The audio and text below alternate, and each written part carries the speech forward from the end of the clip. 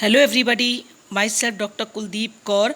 और जो आज टॉपिक डिस्कस करने जा रहे हैं आईपीआर का इंटेलेक्चुअल प्रॉपर्टी राइट एक्ट में एक पार्ट है डिज़ाइंस। तो law of designs in India, आज इसको डिस्कस करेंगे। चलिए शुरुआत करते हैं।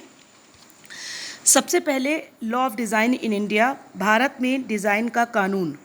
देखिए, इसको मैंने 4 पार्ट्स में सिनॉप्सिस बना रही हूँ। पहली चीज़ सारांश, इंट्रोडक्शन, इसकी ग्रोथ कैसे हुई, और दूसरे वीडियो में मैं आपको इसका बताऊंगी salient features of design act 2000 और बेसिक फीचर्स ऑफ डिज़ाइन। तो पार्ट 1 में मैं केवल डिस्कस करूंगी इसका इंट्रोडक्शन और कैसे भारत में डिज़ाइन एक्ट का विकास हुआ। तो चलिए शुरुआत करते हैं इंट्रोडक्शन से। तो आप देख रहे हैं कि जो उत्पाद थे जो कलात्मक रूप से डिज़ाइन किए गए थे वो तुरंत कस्टमर्स को अपनी ओर अट्रैक्ट करते थे। एक डिज़ाइन जो प्रोडक्ट को एक अस्थिर भाव और दिखावा देता था। जब लोग खरीदने के लिए सामान चुनने के लिए जाते हैं, चाहे वो कपड़ा हो, चाहे इलेक्ट्रॉनिक आइटम हो, चाहे बर्तन हो, चाहे कॉस्मेटिक आइटम हो, चाहे आभूषण हो, चाहे सामान हो, चाहे कंटेनर के आकार हो, चाहे डिज़ाइन हो, इन सब चीज़ों में वो डिज़ाइन ढूंढते हैं। हम जब भी किसी चीज़ को ख़रीदने के लिए जाते हैं तो सबसे पहले जो हमें चीज़ें अट्रैक्ट करती हैं वो उसका डिज़ाइन होता है। अगर डिज़ाइन अच्छा होता है तो हम अट्रैक्ट होकर उस सामान के बारे में पता करते हैं, प्रोडक्ट के बारे में, और उसको ख़रीदते हैं। इसीलिए ग्राहकों को अट्रैक्ट करने के लिए निर्माता उत्पादों के डिज़ाइन पर बहुत ध्यान देते थे। एक डिज़ाइन की रचनात्मक मौलिकता को नकल के खिलाफ कानूनी सुरक्षा की आवश्यकता होती है। हमने डिज़ाइन बना दिया और हमारा डिज़ाइन देखकर कोई दूसरा व्यक्ति नकल कर ले रहा है, तो हमारे डिज़ाइन को एक लॉ का प्रोटेक्शन होना ज़रूरी था।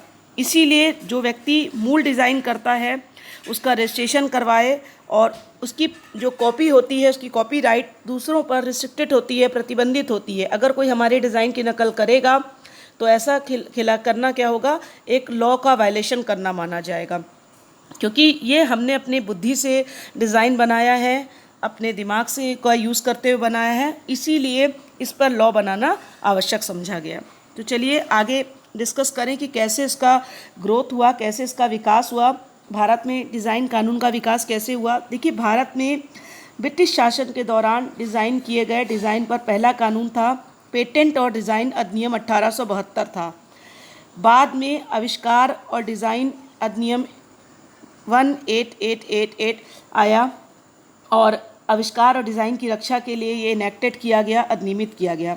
तत्पश्चात जो ब्रिटिश पेटेंट और डिज़ाइन अधिनियम 1907 के बाद एक इंडियन पेटेंट और डिज़ाइन अधिनियम आया 1911 में।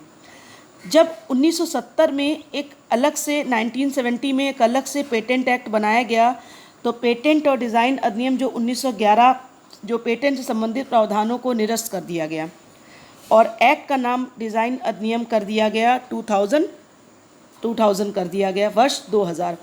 तो इसका मतलब जो पेटेंट के साथ एक्ट था, पेटेंट और डिज़ाइन एक्ट 1911, वो पूरी तरीके से 1970 में जब पेटेंट एक्ट अलग से बनाया गया तो सारा वो निरस्त कर दिया गया 1911 का एक्ट, और एक नया एक्ट आ गया हमारे पास, डिज़ाइन एक्ट 2000, डिज़ाइन अधिनियम 2000। अब इसके गुण क्या थे, इसके फीचर्स क्या थे, बेसिक फीचर्स क्या थे, वो मैं आपको नेक्स्ट वीडियो में डिस्कस करूँगी। Thank you. Please like, share, subscribe my channel.